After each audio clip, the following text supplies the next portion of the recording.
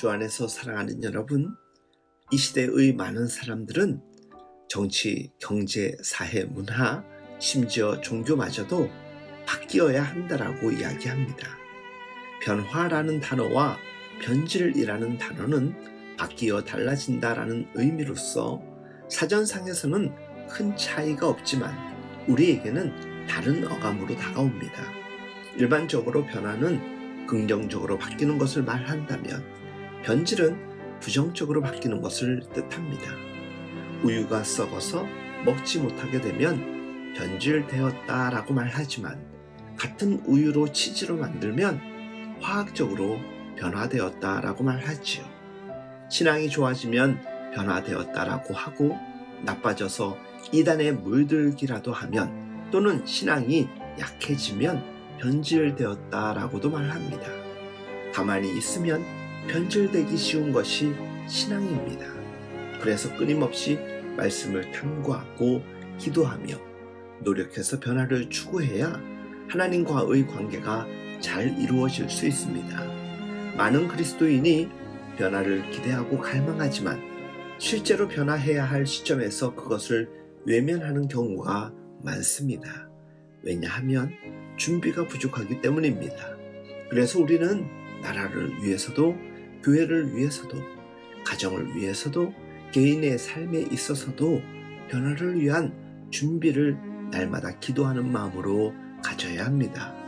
초대교회의 상황을 보면 오순절 성령 강림의 역사 이후에 예루살렘 교회는 든든히 세워져 갔으나 복음과 율법의 싸움도 치열했습니다. 사도행전 11장 1절에서 3절을 보면 베드로가 이방인 고넬료에게 복음을 전했다는 사실을 놓고 유대 기독교인들과 사도들과 형제들이 서로 비판하는 장면이 나옵니다. 무할례자의 집에서 함께 먹은 걸 문제 삼고 있습니다. 또한 사도행전 15장에서 보면 예수 그리스도를 믿는 유대인들 가운데에는 아직도 유대주의 사상에 젖어서 할례를 비롯한 유대의 율법을 지켜야 구원을 받을 수 있다고 생각하는 자들이 있었습니다. 복음의 능력이 그들의 전통을 뛰어넘지 못하고 있는 모습입니다. 결국 예루살렘 공무회에서는 복음의 본질을 외면한 처사를 놓고 회의를 하며 할례의 유무와 관계없이 이방인들에게도 예수 그리스도를 믿음으로 구원을 얻는 복음을 확인했습니다. 율법이 강조되는 유대교를 넘어서 예수를 믿음으로 구원을 얻는 기독교가 탄생하게 된 것입니다. 기독교는 313년 로마 제국의 콘스탄틴 황제가 밀라노 칙령을 발표하며 자유롭게 선교할 수 있게 되었고 점차 그 영역이 넓어지게 되었습니다.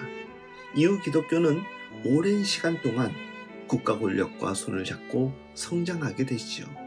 그러면서 종교가 권력화되고 물질을 추구하며 말씀에서 벗어나 변질되기 시작하였습니다. 심지어 죄를 용서할 수 있는 면죄부를 판매하며 헌금을 강요하기도 했습니다.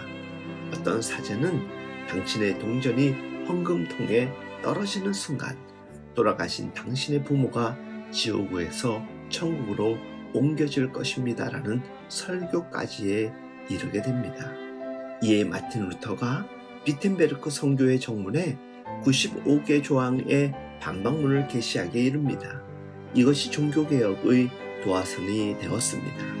말씀에서 벗어난 교황무호설, 성상숭배를 배격하고 면죄부 판매 등 행위 구원의 요소가 잘못되었음을 알리며 오직 믿음으로 말미암는 구원을 주장하였습니다.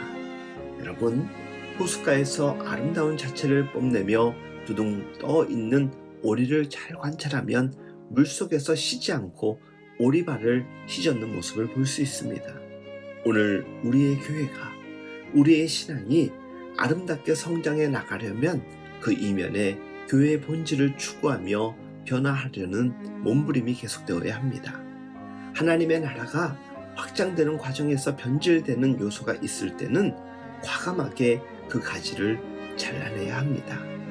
유대교에서 기독교로, 또한 로마 가톨릭에서 개신교로 교회의 본질을 찾아 끊임없이 변화를 추구했던 신앙의 선진들처럼 다음 세대로의 신앙 단절이 우려되는 오늘의 우리 시대 가운데서 다시 한번 말씀의 본의에 정신을 돌려야 합니다. 새로운 변화를 담을 수 있는 새 부대를 우리 마음속에 우리들의 교회가 준비해야 됩니다. 이제 우리가 함께 기도하며 이 거룩한 변화를 위한 도약을 준비하였으면 좋겠습니다. 지금이 가장 좋은 때입니다. 더 이상의 변질을 막아내고 아름다운 변화를 맞이하였으면 좋겠습니다. 교회의 변화는 정치, 경제, 사회, 문화 모든 영역으로까지 확대될 것입니다. 그러기 위해서 우리 한 사람 한 사람의 변화가 우선되어야 합니다. 그럴 때 가정이 변하고 교회가 변하며 사회, 우리의 민족이 변화될 것입니다. 이 거룩한 변화가 우리 가운데 함께할 수 있길 예수님의 이름으로 축복하며 응원합니다.